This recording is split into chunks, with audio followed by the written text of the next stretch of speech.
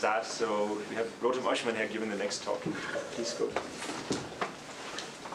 Okay. So what I'm going to tell you about is joint work with Gilat Kol and her student Ragavanj. And I have two goals with this talk. One is not to overburden your digestive system right now, so this talk won't be very technical. And the other is to give you a small taste of something from distributed computing that I think you might find, cute and interesting. So let me start with distributed proofs in general before we add in interaction. So in the setup here, we have a network of very weak computational devices. And they are connected over some graph topology, which they typically don't know in advance. So every one of these toasters only has a very local view of the network. And they want to do something, but this might be too hard for them to do by themselves. So they want to interact with some very powerful prover that will help them do whatever it is that they want to do. So they're going to ask the prover to help with this task. This is the classical motivation for interactive proofs and delegation and so on. Another motivation here is that distributed algorithms are notoriously buggy and really hard to get right. And one thing that you can do here is sort of think of this as a certificate of correctness. After I've run my algorithm, I want to think of this proof as a witness that I did the computation correctly. I want it to be very easy to verify. And maybe I don't care how hard it is to compute because I had some heavyweight algorithm already running and doing that computation for me. So this is distributed verification. The formalism was introduced about a decade ago. And this is called proof labeling schemes. Don't ask me why. But it's basically distributed NP. Except there is no computational aspect. It's all about communication. So what happens here? We start out with this network, and like I said, every node initially knows only itself and its neighbors. And it might also have some input that is like an input to the problem that they want to solve. But the input is private. Every node has a separate input. And how does a proof labeling scheme work? We have a prover. The prover sees everything, all the graph, all the inputs, everything that there is to know. It assigns to every node an advice string for a label. And then every node looks at its own label. It can see the labels of its neighbors. Basically, every node sends its own label to its neighbors. And then it has to decide if it's happy or not happy. Okay? It also takes into account its input if there is an input. And we say that this input and graph are accepted if all the nodes were happy. If some node was unhappy, then it's considered rejected. So this is a proof labeling scheme, and the important parameter here is how long is the proof? How many bits of advice does the prover have to give to each individual node? And you might think that the communication pattern here is extremely restricted. Why do I assume that what they do is take their advice string and send it to their neighbors? The answer is it doesn't really matter. If there was something more complicated that they wanted to do, the prover could just tell them, here is what you would have said after I gave you this particular proof string, right? And now this is the new proof, and as usual, with non-deterministic communication complexity, this assumption is without loss of generality, as long as everything is deterministic. Okay, so as long as they don't have extra randomness after single, which they don't in the classical setup. Okay, so these are proof labeling schemes, just to get an impression of the lay of the land. Here is a trivial proof labeling scheme that works for anything that you want to do. Assume that there's no input, there's only the graph. I want to check some graph property. What I can do is ask the prover to tell every node the full graph. Okay, so the honest prover gives every node the graph. This is its advice string. And now we have to verify, because the prover might not be honest. So what we do is two things. First of all, we make sure that we all got the same graph. Okay, so we exchange our advice strings, and we check that they're the same.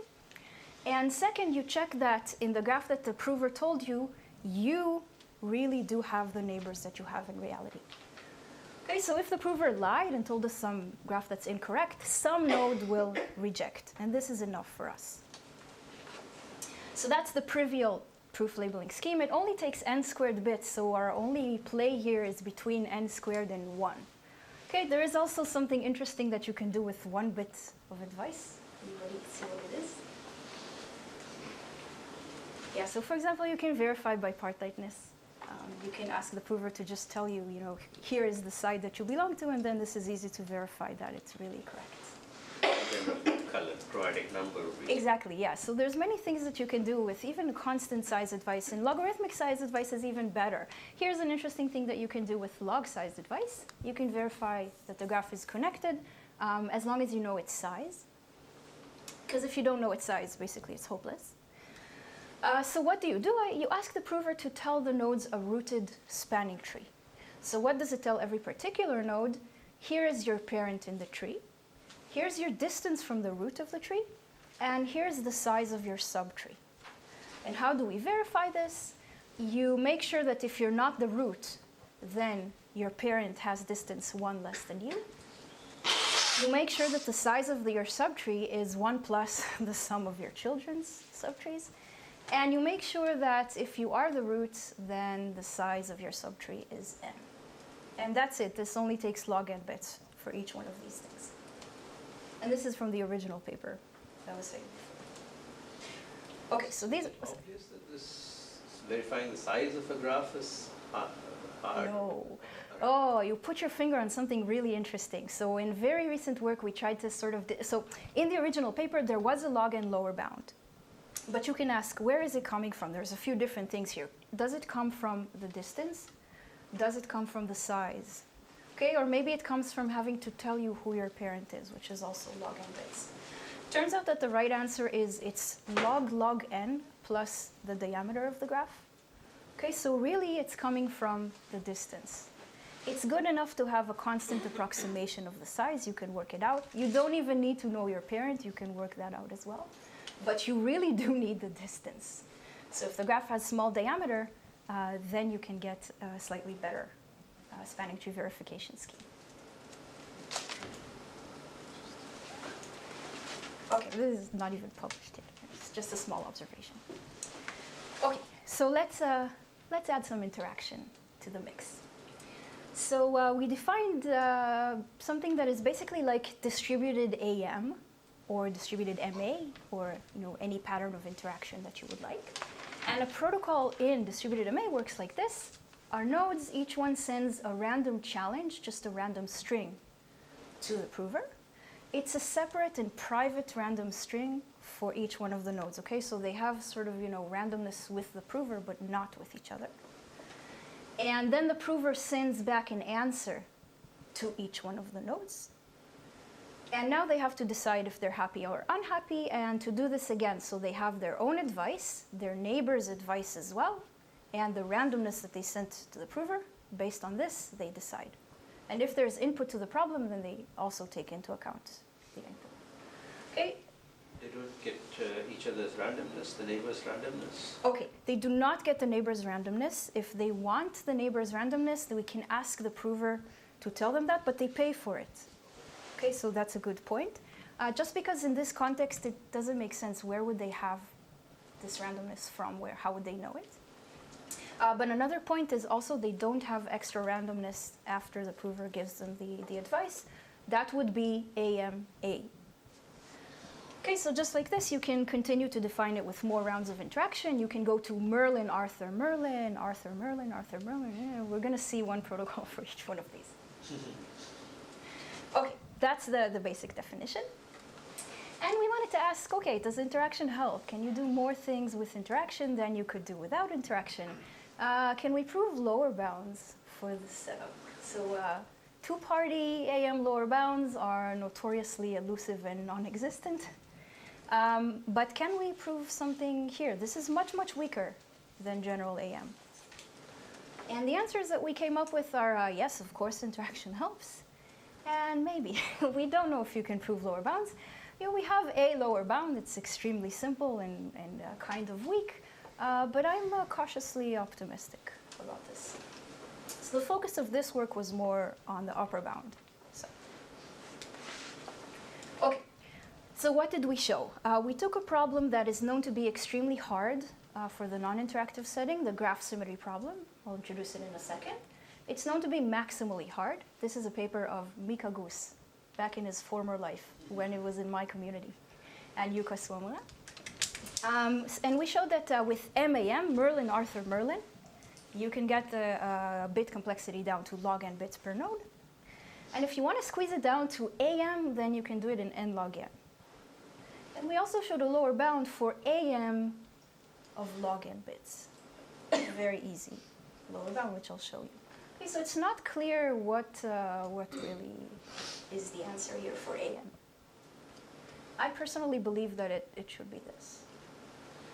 Okay, and we also tackled the poster child for interactive proofs, graph non-isomorphism, and we gave a protocol which is Arthur Merlin. It uses this as a component, and it takes n log n bits. And graph non-isomorphism is no easier than this problem, so it's also n squared bits without interaction. Okay. Today I'll probably only have time to talk about these. I also prepared slides for these because I'm crazy, but we probably will continue.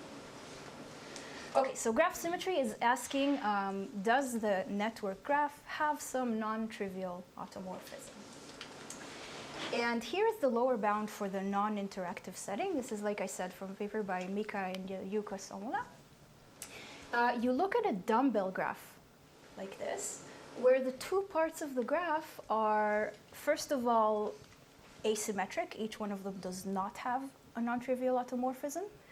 And second, I want them to be sort of canonical representatives. I don't want there to be two possibilities here that are isomorphic to each other.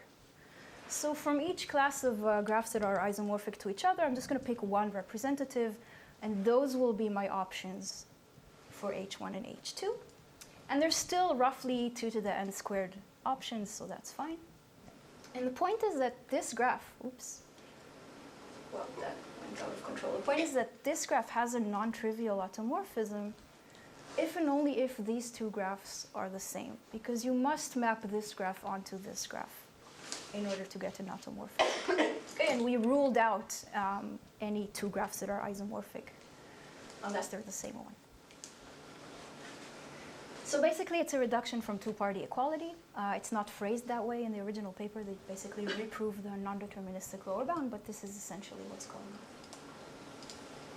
on. Okay, so here is a Merlin-Arthur-Merlin protocol for graph symmetry. It's very obvious what we want to do. We want the prover to tell us a permutation, to tell us a non-trivial automorphism. The way that it's going to specify it is by telling every node, here is where I map U. Okay, and then we should verify that this really is a non-trivial automorphism. Verifying that it's non-trivial is easy. Verifying that it's actually an automorphism is not so easy, because let's say that this is my network, and the prover claimed, yeah, you guys, you are mapped over here. These guys don't even get to talk to these guys. They're not neighbors with them. Okay, and even if they were neighbors with them, everybody has to check that they are mapped correctly, that the edges are respected by the claimed automorphism. So that's going to take a lot of communication. So it's not obvious, or at least it wasn't obvious to us, how to actually verify that the permutation that the prover gave us, first of all, even is a permutation, and second is an automorphism. The solution that we came up with is a global solution, which is to hash down the adjacency matrix of the graph, and also the adjacency matrix that you get after applying the mapping that the prover gave, and to make sure that they hash down to the same value. If they do, then we believe that it's the same matrix, so it was really an automorphism. So that's the high-level idea. How are we going to do this when nobody knows the adjacency matrix of the graph? So we have to do something local. We have to build this up out of things that an individual node knows how to do. So what does an individual node know? This is what it knows. It can build a matrix, like its own part of the adjacency matrix, where the row corresponding to it is its own neighborhood in the graph. It's the characteristic vector of its neighborhood in the graph. Okay, so I'll use this notation for the matrix that is 0 everywhere except row V, and in row V I put the neighborhood of node V. And the adjacency matrix of the graph is just the sum of all of these sort of local neighborhood matrices. And now you can probably tell already what I'm going to do. So first, some easy observations. If I have a set S, let me denote by, if I apply row to S, I'm just looking at all the images of elements in S. If you look at a permutation row, it's an automorphism if and only if. For every vertex, if you look at where row maps its neighborhood, and you look at the neighborhood of where it mapped the vertex itself, these had better be the same, right? That's almost by definition. And from this we see that if we look at the adjacency matrix, and we look at the permuted adjacency matrix, which is this, rho is an automorphism if and only if these matrices are the same. And this is good because this particular thing, node V, knows it. This thing for a specific node V, it also knows it because it knows where it was mapped. Its neighbors can tell it where they were mapped. So every node can compute its own part of this permuted adjacency matrix. So now we have these local building blocks, and if you take the sum of the building blocks, you get the full matrix. So what we're going to do, we're going to hash down this and this using a linear hash. And somehow compute the sum and check that it's the same sum. And how do we compute the sum? Well, we're going to do it using a spanning tree, which fortunately we already know how to get from the prover. Okay, so this is conceptually what we would like to do. The prover is going to tell us a spanning tree. It chooses some spanning tree. The leaves of the spanning tree, we'd like them to hash down their own local view, just the matrix consisting of only their own neighborhood. And then we add up these hashes to get the hash of the subtree of each inner node. How do you get this? You take your own row and you add the sum for your children. And because it's a linear function, you get really the hash of the sum of everything in your subtree. Is the hash function also given by the prover? No. I'm going to show the protocol in a second, but we cannot afford that. Yeah. We better choose the hash. Otherwise, the prover would just pick some hash that collides at the right matrices. And finally, the root has really the hash of the full adjacency matrix. Okay, and of course, we cannot compute. There is no actual computation. There is only verification. So this translates to a check that we have to make. We're going to ask the prover, please tell me this sum, and I will make sure that this is satisfied. So that's the protocol in full. We ask the prover for what it claims is a non-trivial automorphism and a rooted spanning tree. And to make sure that the thing it gave us is non-trivial, it's easy to just ask it, well, root the spanning tree at some node that is not mapped to itself. So that's what we'll ask for. And now we challenge with some linear hash function.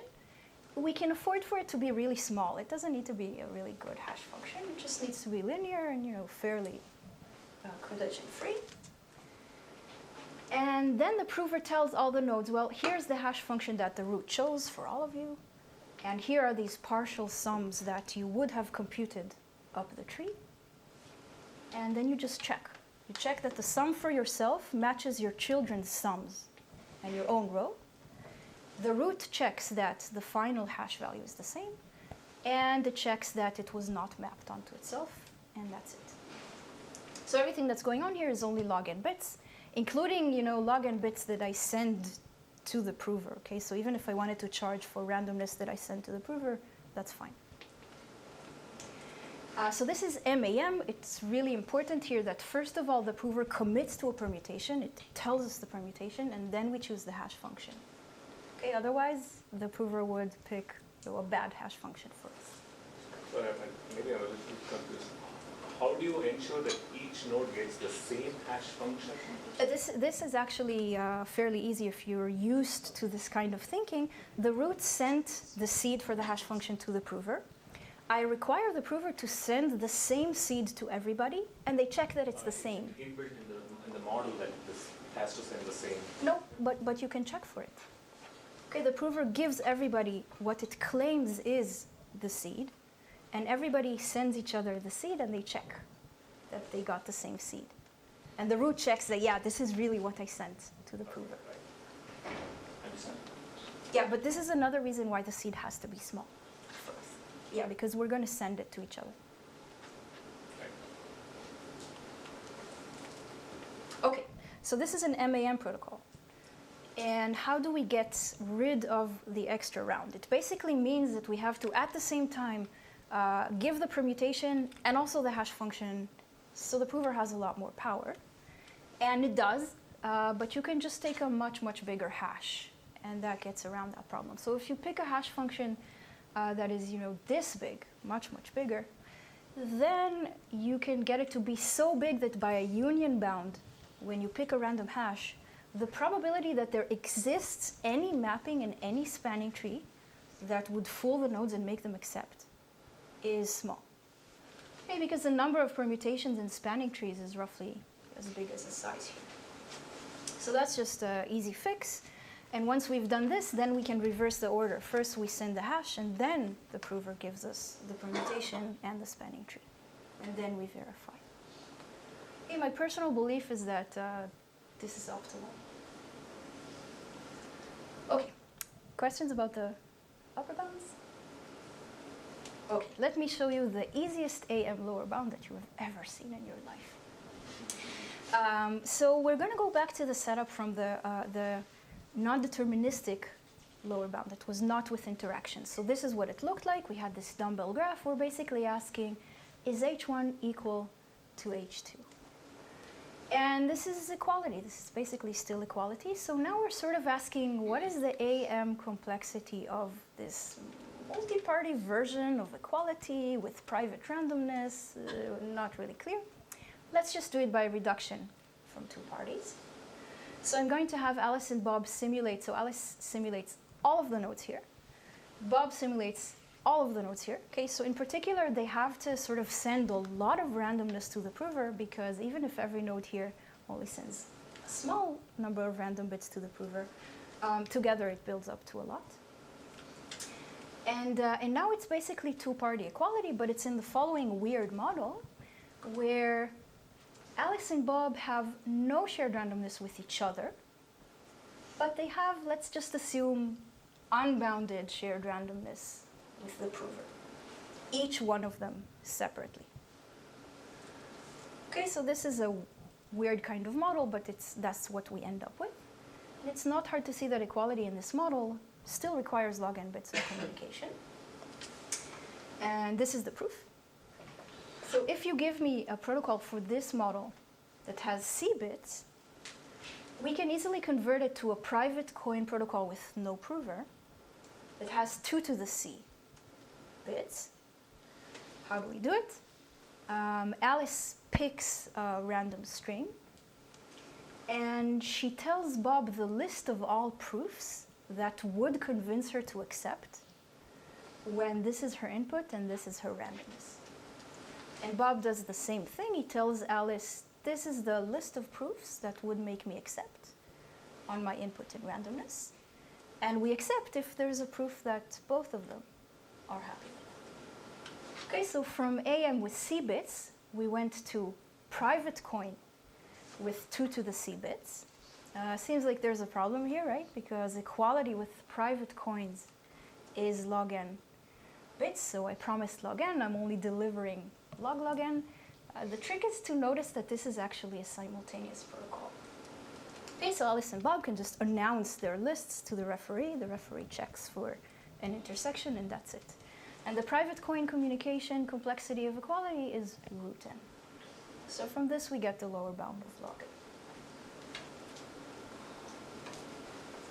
Okay, so that is pretty much it. Let me say maybe a few words about graph non-isomorphism.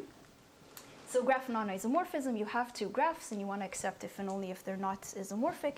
Not even clear what this problem should mean in our model because we only have one graph, the communication network. So there's a few different ways you can extend it, but they all pretty much end up being the same. Here's one of them. You basically say, well, G0 is the communication graph, and G1 is just your input. Every node is given a set of neighbors, and that's their G1 neighbors, and that's it. Okay, but it doesn't matter. You can allow them to communicate over some arbitrary third graph as well. It doesn't really matter.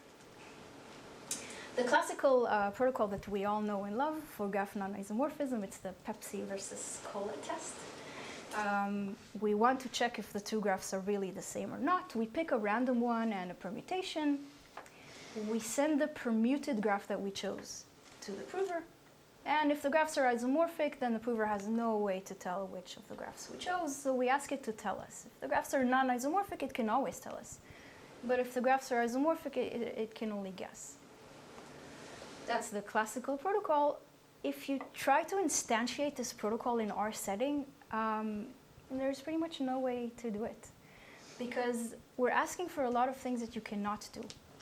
How do I even compute this thing? How do I globally choose one of the two graphs without going through the prover? The nodes cannot talk to each other directly.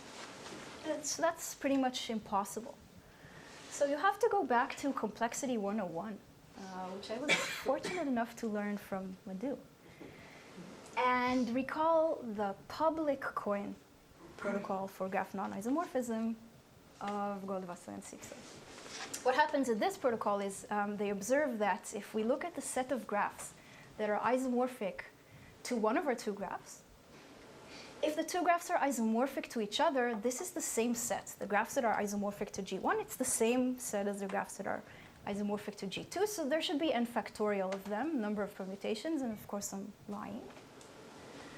But if the graphs are non-isomorphic, then these sets are disjoint, so there should be twice as many graphs that are isomorphic to either the first one or the second one. Okay, and why am I lying? Because if the graph has some symmetries, then these symmetries will map to the same graph, so you don't really get n factorial. What do you really get? Something that you have to sort of compensate for the number of automorphisms. And the way that this is compensated for is to just add in an automorphism. Okay, so what do they do in GOLDWASSER-SIPSER? They define this set, which is basically the union of the two sets we had before. It's a set of all graphs that are isomorphic to either the first graph or the second one, plus give me an automorphism of the graph that you chose. And this really is of size n factorial if the graphs are isomorphic, or 2n factorial if they're not. And this is now what we would like to test. Is this a really large set or a much smaller set? And what they do in the protocol is they pick a hash function. They give the prover a challenge in the form of an image, just a random image from the range of the hash function. And they ask it to invert. They ask it, please give me some element from the set that maps to this image that I gave you. If the set is very big, the prover can probably do it. If the set is very small, the prover probably cannot do it. And that's the idea of the protocol here. And this is the protocol that we were able to implement in our model. Let me just say one word about why it's non-trivial. The GOLDWASSER-SIPSER protocol needs a hash function that is pairwise independent, because we need the hash function not to distort too much the size of the set that we have. We're trying to estimate the size of a set. You cannot get pairwise independent hash functions that have a really small seed. This is an exercise in Celine's book. Okay, so there is no hash function that does what we want. So we had to settle for less. We had to, first of all, relax the pairwise independence to almost pairwise independence. And we still weren't able to get it linear. Okay, so we had to drop linearity as well and just find something else. We basically constructed a simple, almost pairwise independent hash function that you can compute up a tree, but not by summing. It's not linear. You do something else. Okay, and that's just a little bit about that. And this is the full protocol. Okay, so let me conclude. Interactive proofs. I think that they are an interesting way to push what we understand about AM on one side, distributed computing on the other side, Lower bounds may or may not be more approachable than they are for the two-party case.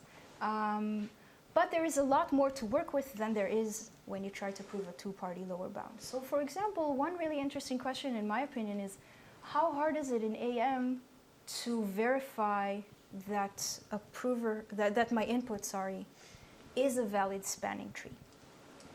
Why do I think that this is maybe approachable? Because like we said, spanning trees are about distance. I have to show you that there is a path from you to the root. So in particular, I have to somehow connect nodes that are very far apart from each other. They don't talk to each other. They only communicate through the prover. And all of the nodes have to go through the prover, okay? So somehow there's a lot of information that needs to be conveyed here. The prover is the only communication, sort of coordination mechanism, so maybe we can exploit that to prove lower bounds.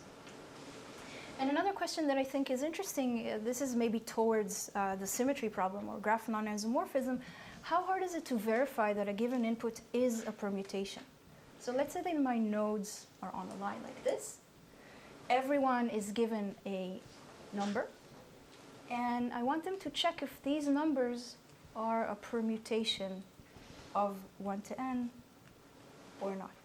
Okay, this seems like the heart of why we couldn't get our protocol to work for AM, and it would be interesting to see if this is really easy. All right, so I'll conclude here. Thanks.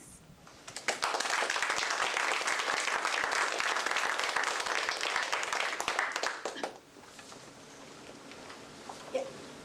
Do you have a generalized way to go from MAM to AM? No, this was all very specific. So in general, one thing that we didn't do is the basics, like develop this kind of underlying hierarchy theory or anything like that.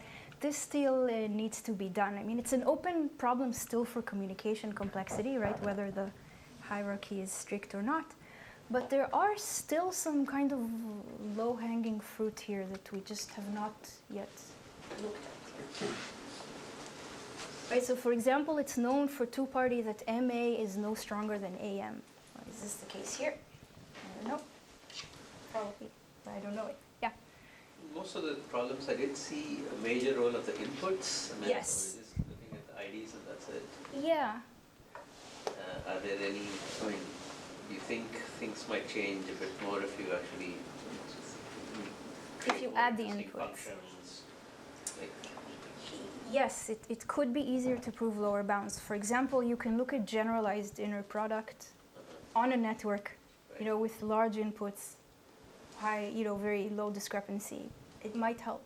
These are just the problems that have been interesting for the field before, so we wanted to look at them and see what we could do, but there is no particular reason why we would restrict attention to that.